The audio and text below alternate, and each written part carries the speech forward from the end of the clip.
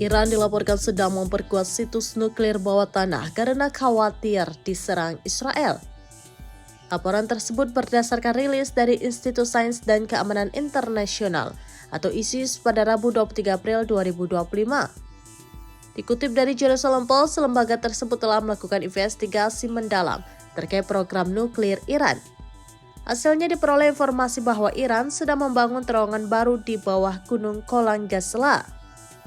Terowongan yang dibangun selama bertahun-tahun itu diprediksi akan segera beroperasi.